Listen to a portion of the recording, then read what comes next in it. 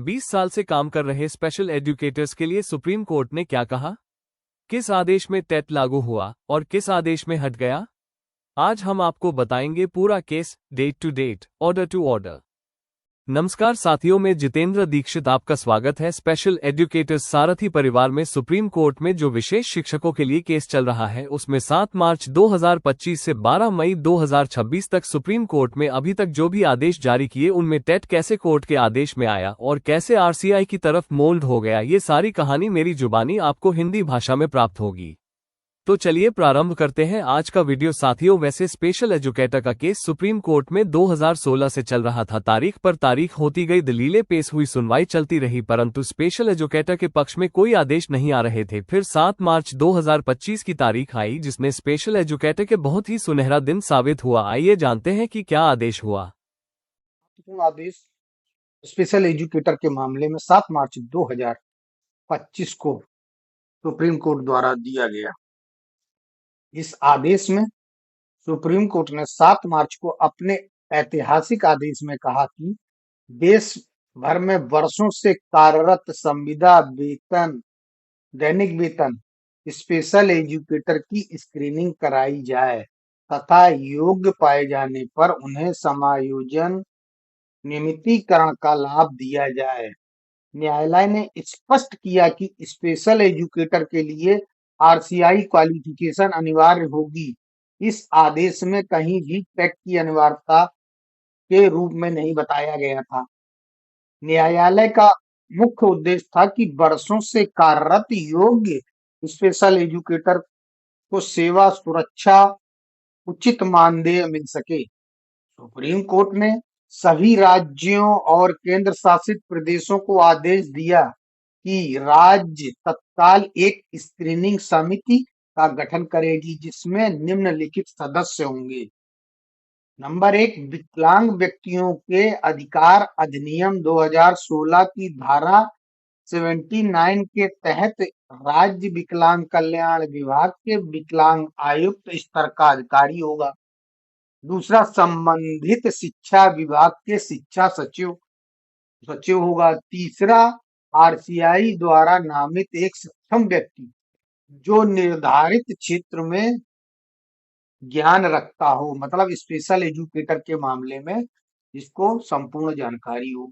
Screening समिति संविदा, दैनिक वेतन के आधार पर इन बच्चों को पढ़ाने वाले प्रत्येक उम्मीदवार के मामले की जांच करेगी और जो शिक्षक योग्य पात्र पाए जाएंगे उन्हें विशेष शिक्षक का वेतनमान दिया जाएगा। इन शिक्षकों के पूर्व अनुभव को भी ध्यान में रखा जाएगा। हालांकि प्रत्येक उम्मीदवार के लिए आरसीआई योग्यता अनिवार्य होगी। इसके अलावा यदि कोई व्यक्ति पिछले कई वर्षों से कार्यरत है और अध्यापन कार्य कर रहा है, तो स्क्रीनिंग समिति उचित मामले में आयु सीमा में छूट देने पर भी विचार करने के लिए अधिकृत होगी। ये आदेश उन्होंने 7 मार्च 2025 को पारित किया था। इसके बाद बहुत सी तारीखें पड़ी, सुनवाई हुई, लेकिन कोई खास आदेश जारी नहीं हुए। परंतु 18 नवंबर 2025 को फिर से एक आदेश जारी हुआ जिसने दिशा बदल दी। इसमें क्या आदेश में आया? उत्तर प्रदेश सरकार ने सुप्रीम कोर्ट में एक हलफनामा दाखिल किया कि स्पेशल एजुकेटर की नियुक्ति टीईटी आवश्यक योग्यता है, क्योंकि कोर्ट ने 7 मार्च 2025 के आदेश में टीईटी को कहीं लागू नहीं किया था। उन्होंने आरसीआई को दिखाकर स्क्रीनिंग करा के समायोजन करने की बात कही थी, परंतु उत्तर प्रदेश सरकार यहाँ पर टीईटी को लेकर हलफनामा दाखिल करती है। इस पर सुप्रीम कोर्ट ने कहा, अब तक इस न्यायालय द्वारा विशेष शिक्षकों की नियुक्ति के संबंध में समय समय पर कई आदेश पारित हुए। इससे पहले इस न्यायालय के संज्ञान में कभी नहीं लाया गया कि विशेष आवश्यकता वाले बच्चों के लिए विशेष शिक्षकों की नियुक्ति हेतु भी एक आवश्यक योग्यता है। टीईटी विशेष आवश्यकता वाले बच्चों के लिए भी, पढ़ाने वाले शिक्षकों के लिए एक विशेष आवश्यक योग्यता है। यदि वास्तव में टीईटी एक अनिवार्य योग्यता है तो इसे विशेष शिक्षक के रूप में नियुक्ति के इच्छुक सभी उम्मीदवारों पर पूरे देश में लागू किया जाना चाहिए। इसी आधार के बाद पहली बार टीईटी विवाद औपचारिक रूप से शुरू हुआ, यानी कि सुप्रीम कोर्ट में उत्तर प्रदेश के हलफनामा आने के बाद ही टेट का मामला सामने आया और सुप्रीम कोर्ट ने भी उस हलफनामे को आधार मानकर संपूर्ण देश में स्पेशल एजुकेटर के लिए टेट लगाने का आदेश जारी कर दिया। अब आप समझते हैं कि नहीं, उत्तर प्रदेश सरकार ने ही सारे स्पेशल एजुकेटर के लिए एक बहुत बड़ी समस्या उत्पन्न कर दी थी। अगर उत्तर प्रदेश सरकार ने हलफनामे में टेट वाला प्रस्ताव नहीं लाया होता तो आज स्पेशल एजुकेटर समायोजित हो चुके होते। टेट और नॉन टेट का कोई दबाव ही नहीं आता, सारे एक साथ ही समायोजित हो चुके होते। फिर उसके बाद कोर्ट ने तथ्य पे तथ्य पेश किए जाते रहे। कोर्ट ने 25 नवंबर 2025 के सुनवाई में इसको और गंभीरता से लिया। इस सुनवाई में उत्तर प्रदेश सरकार ने, यहाँ भी उत्तर प्रदेश सरकार ही लेके आ रही है सारे मामले को, उत्तर प्रदेश सरकार ने एनसीटीई गाइडलाइन तथा रजनीश कुमार पांडे जजमेंट का हवाला देते हुए कहा कि टेट अनिवार्य है। सुप्रीम कोर्ट तब सुप्रीम कोर्ट ने एनसीटीई को पक्षकार बनाया तथा पूछा कि क्या टीईटी वास्तव में वैधानिक अनिवार्यता है।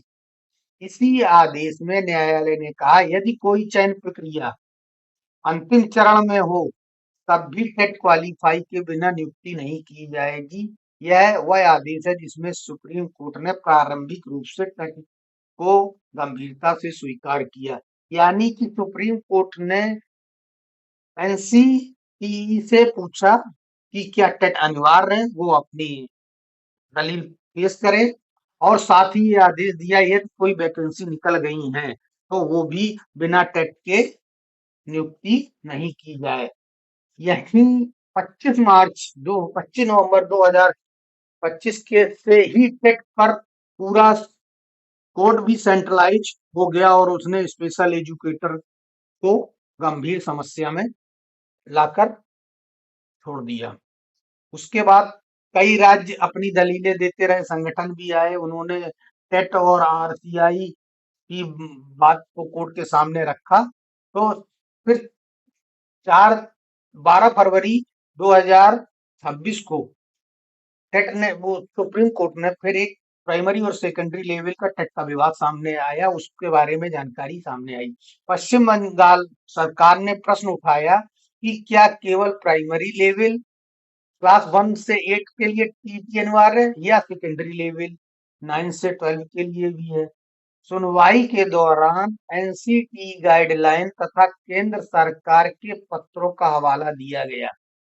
ये न्यायालय ने पाया कि क्लास 1 to 8 तक टीटी का स्पष्ट उल्लेख है, लेकिन सेकेंडरी लेवल के संबंध में स्थिति अस्पष्ट है। इसी कारण केंद्र सरकार से विस्तृत स्पष्टीकरण मांगा गया।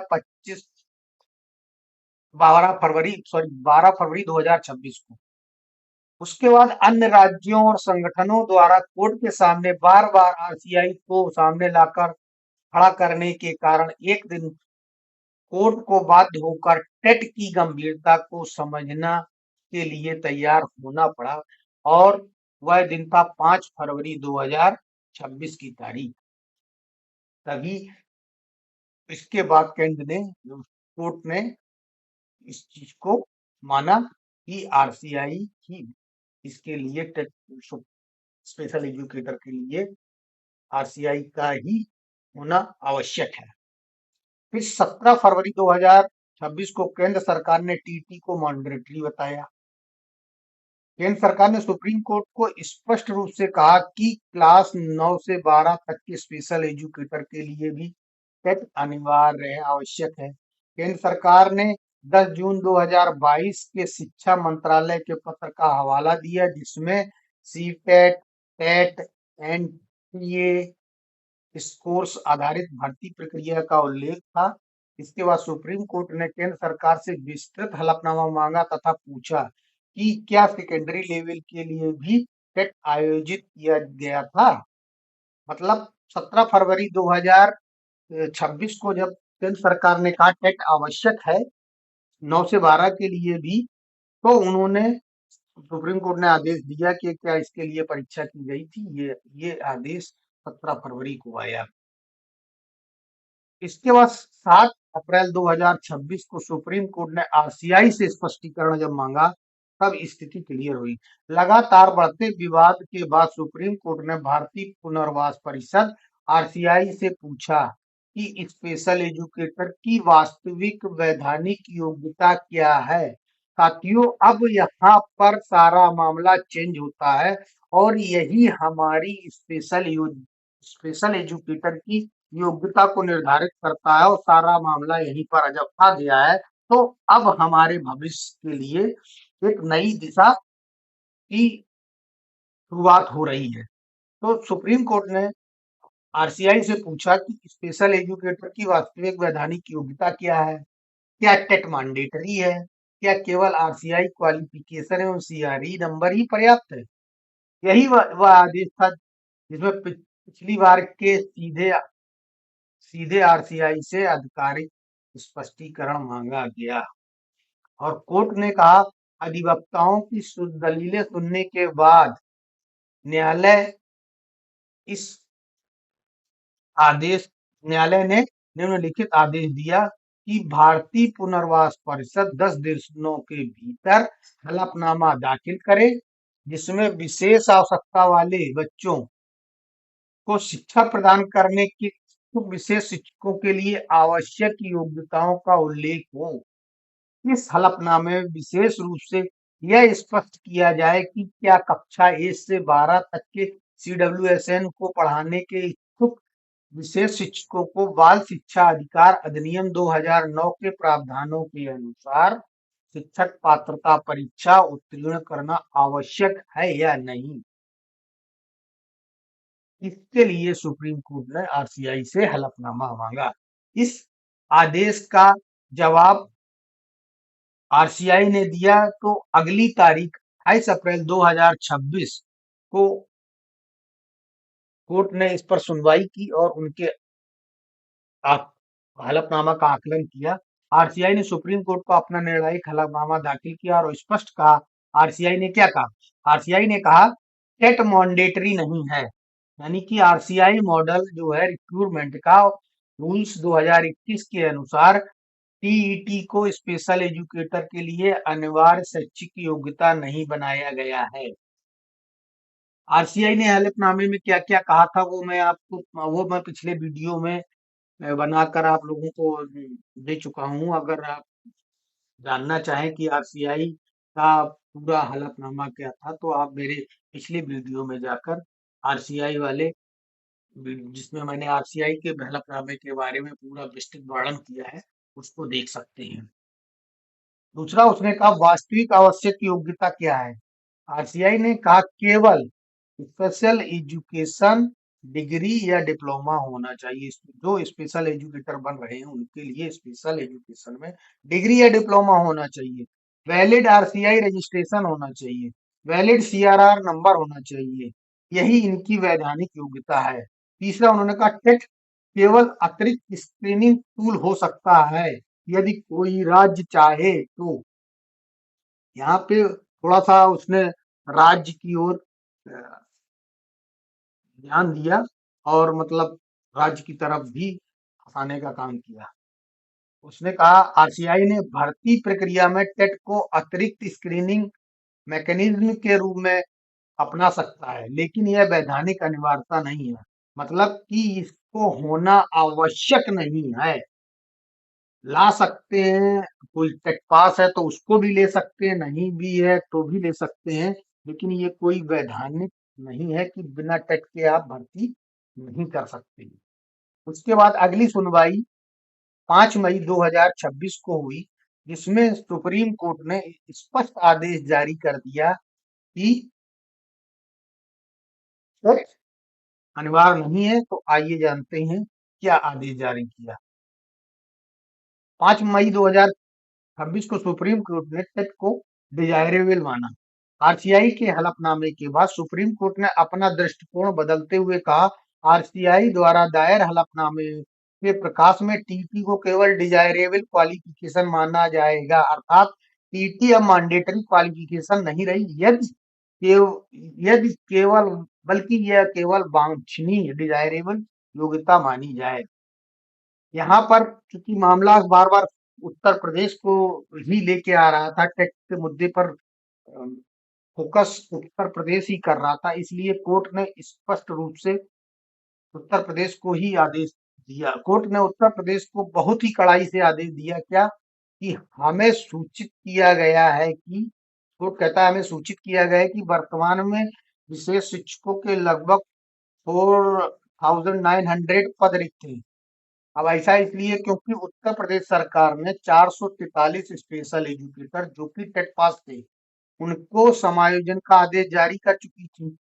इस कारण जो उत्तर प्रदेश में 5336 पद थे, उनमें से 443 निकल जाने के बाद 4,900 4900 पद ही वर्तमान में रिक्त है, जिसके बारे में उन्होंने बताया। तब कोर्ट ने कहा, हम उत्तर प्रदेश सरकार को निर्देश देते हैं कि राज्य के व्यापक प्रसार वाले दो हिंदी समाचार पत्रों में एक विज्ञापन जारी करे, जिसमें संविदा आधार पर विशेष शिक्षकों के रूप में कार्यरत उम्मीदवारों से आवेदन आमंत्रित किए जाएं। ऐसे विज्ञापन पर प्रतिक्रिया देने वाले सभी उम्मीदवारों पर विचार किया जाएगा। यानी कि सुप्रीम कोर्ट ने 5 मई 2000 को उत्तर प्रदेश को फोर्सली आदेश दिया कि जो भी पद पड़े हुए हैं, इन पदों के लिए आप दो हिंदी दैनिक समाचार पत्रों में विज्ञापन जारी करें और वहां पर संविदा पर कार्य कर रहे पहले से सभी स्पेशल एजुकेटर को आप फिर से स्क्रीनिंग करें, क्योंकि राज्य का रुख है कि सभी स्पेशल शिक्षकों के लिए शिक्षक पात्रता पर परीक्षा उत्तीर्ण करना अनिवार्य, इसलिए हम निर्देश देते हैं। उन्होंने कहा हम निर्देश देते हैं कि आरसीआई द्वारा पिछली बार दायर हलफनामे के आलोक में टीटी उत्तीर्ण करना वांछनीय योग्यता माना जाएगा। अब चयन समिति इच्छुक उम्मीदवारों को अर्थात संविदा पर नियुक्त विशेष शिक्षकों पर विचार करते समय 7 मार्च 2025 के आदेश को ध्यान में रखेगी, जिसमें टेट को नहीं लिया गया था, आरसीआई को ही मुख्यतः लिया गया था। यदि चयन समिति किसी विशेष उम्मीदवार को नियुक्ति के लिए अनुपयुक्त पाती है, तो एक संक्षिप्त कारण सहित आदेश पारित किया जाएगा और उसे सूचित किया जाएगा। मतलब अगर किसी को अनुपयुक्त पाती है, तो कारण सहित सूचना पूरी कोर्ट में उसको दाखिल करनी पड़ेगी। और 13 जुलाई 2026 को उत्तर प्रदेश के मामले को पुनः सुना जाएगा। तब इस न्यायालय के समक्ष एक कार्रवाई रिपोर्ट प्रस्तुत की जाएगी। 13 जुलाई तक उत्तर प्रदेश सरकार को इन सभी संविदा पर पहले से कार्यरत स्पेशल एजुकेटर की स्क्रीनिंग कराकर कोर्ट को सारी जानकारी प्रदान करनी होगी। फिर उसके बाद अगली तारीख 12 जुलाई को लगती है, जिसमें उड़ीसा, पंजाब, हरियाणा के भी मामले सुने जाते हैं। उस पर भी कोर्ट ने क्या आदेश किया, इसको भी आप सुनिए। दिनांक 12 मई 2026 को सुप्रीम कोर्ट ने उड़ीसा, पंजाब, हरियाणा राज्यों से संबंधित मामलों पर विस्तृत सुनवाई की। यह सुनवाई विशेष रूप से महत्वपूर्ण थी, क्योंकि इस समय तक आरसीआई अपना ऐतिहासिक हलफनामा दाखिल कर चुका था और सुप्रीम कोर्ट ने यह स्पष्ट कर चुका था कि टेट केवल डिजायरेबल क्वालिफिकेशन होगी। इस पृष्ठभूमि में न्यायालय ने विभिन्न राज्यों की भर्ती एवं रेगुलाइजेशन की प्रक्रिया पर महत्वपूर्ण निर्देश जारी किए। कोर्ट ने उड़ीसा, पंजाब, हरियाणा के मामलों में भी सभी राज्यों से यही कहा है कि आप टेट को ध्यान में न रखते हुए सभी स्पेशल एजुकेटर की स्क्रीनिंग कराइए और उनका समायोजन करिए। अब 12 मई के आदेश का समग्र महत्व क्या निकल के आया? यह आदेश इसलिए महत्वपूर्ण माना गया क्योंकि सुप्रीम कोर्ट ने व्यवहारिक रूप से आरसीआई के हलफनामे को लागू करना शुरू कर दिया। राज्यों को स्पष्ट संदेश दिया कि केवल टीटी के आधार पर स्पेशल एजुकेटर को बाहर नहीं किया जा सकता।